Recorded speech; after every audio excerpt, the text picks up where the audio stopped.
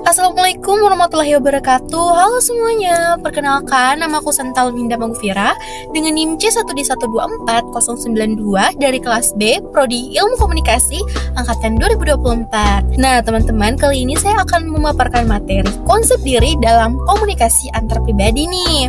Jadi presentasi saya pada kali ini berfokus kepada peran krusial konsep diri dalam membentuk efektivitas komunikasi antar pribadi. Nah, aku akan mengulas bagaimana persepsi individu terhadap dirinya itu dapat memengaruhi interaksi sosial. Sebelumnya, saya minta maaf banget nih teman-teman, karena saat ini saya sedang sibuk sekali, alias di rumah saya sedang ada hajatan dan tidak ada tempat lain untuk tag video, yang akhirnya saya harus men-tag video di dalam mobil. Tidak apa-apa kan? Yang penting materinya kan? Oke, lanjut ke dalam materi. Jadi, pada materi pertama, saya akan membahas mengenai pengaruh konsep diri terhadap efektivitas komunikasi. Nah, namun sebelum itu, kita perlu mengetahui bahwa konsep diri ini terbagi menjadi konsep diri positif dan juga konsep diri negatif. Apa sih konsep diri positif itu? Jadi, konsep diri positif itu adalah cara pandang seseorang yang penuh dengan penghargaan dan penerimaan terhadap dirinya sendiri, termasuk kualitas, kelebihan, dan kekurangan. Seorang yang memiliki konsep diri yang positif cenderung yakin pada kemampuan dirinya, sehingga lebih mudah mengekspresikan pikiran dan perasaan secara jelas. Nah, sebaliknya dengan konsep diri positif, konsep diri negatif adalah persepsi yang buruk atau tidak memadai tentang diri sendiri, sehingga konsep diri negatif dapat menghambat komunikasi. Karena seseorang akan merasa tidak percaya diri, takut salah, atau khawatir akan penolakan. Ini bahaya banget teman-teman. Selanjutnya adalah faktor pembentuk konsep diri. Nah, di sini ada beberapa faktor yang membentuk konsep diri seseorang.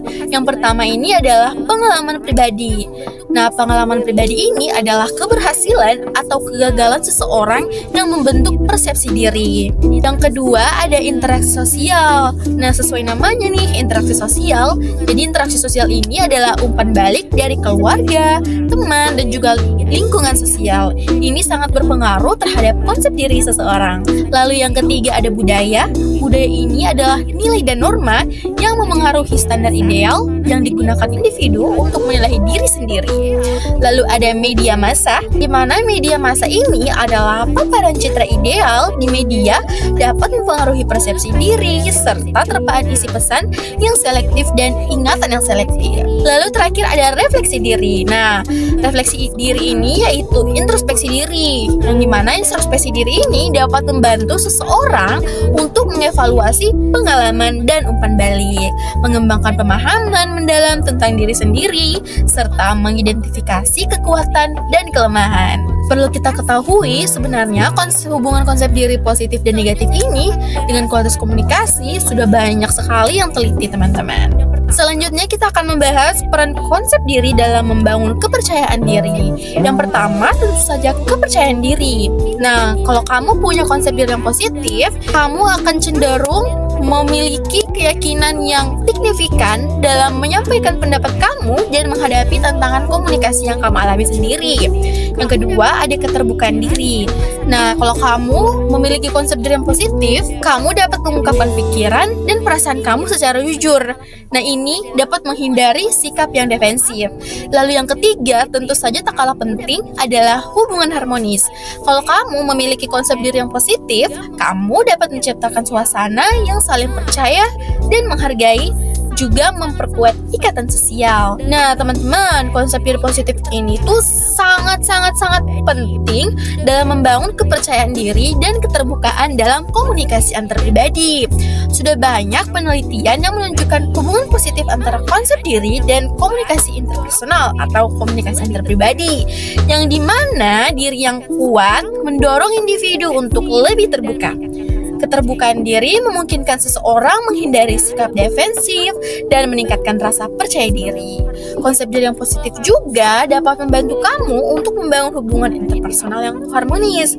Kalau kamu susah untuk memiliki hati dia, aku saranin kamu harus memiliki konsep diri yang positif biar dia tertarik. Poin selanjutnya adalah dampak konsep diri pada keterbukaan komunikasi. Yang pertama adalah konsep diri positif.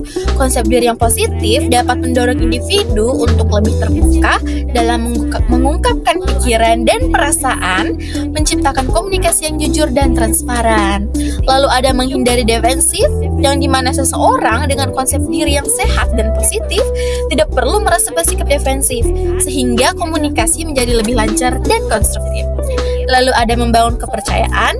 Ini adalah keterbukaan yang didasari oleh konsep diri positif yang membangun suasana saling percaya dan menghargai dalam interaksi. Lalu, bagi orang yang memiliki konsep diri negatif, itu dapat menimbulkan rasa takut, cemas, ketidaknyamanan, menghambat individu untuk membuka diri dan berkomunikasi secara efektif. Konsep diri secara langsung dapat memengaruhi tingkat keterbukaan dalam komunikasi. Kalau kamu memiliki konsep diri yang positif, dapat memungkinkan kamu jujur dan transparan dan menghindari dari sikap defensif serta dapat membangun kepercayaan. Tapi sebaliknya, kalau kamu memiliki konsep diri yang negatif, itu dapat menciptakan hambatan psikologis yang menghalangi keterbukaan, menyebabkan komunikasi kamu menjadi kurang efektif dan hubungan yang sulit terjalin. Jadi kalau kamu susah berkomunikasi dengan dia, jangan salahkan dia yang selalu respon dengan kamu. Bisa jadi kamu yang memiliki konsep diri negatif. Nah teman-teman, menurut aku konsep diri yang positif itu wajib banget kamu miliki. Nah konsep diri yang positif ini dapat meningkatkan kepercayaan diri, keterbukaan, dan juga empati.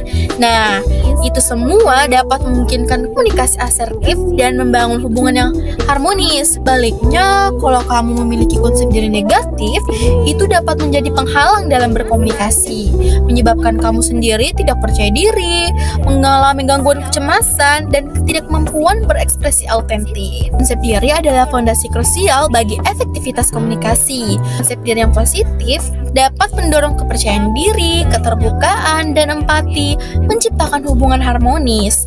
Namun, sebaliknya, konsep diri yang negatif dapat menjadi penghalang dalam komunikasi.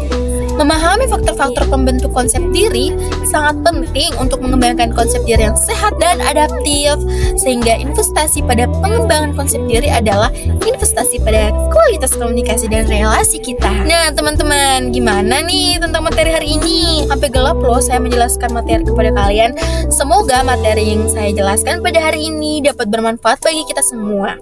Amin ya rabbal alamin. Dan semoga bagi kalian yang masih memiliki konsep diri negatif, setelah mendengar materi ini dapat merubah diri menjadi konsep diri yang positif. Terima kasih teman-teman. Saya Santalum Indah Magufira, pamit undur diri. Wassalamualaikum warahmatullahi wabarakatuh, dan kapan-kapan lagi.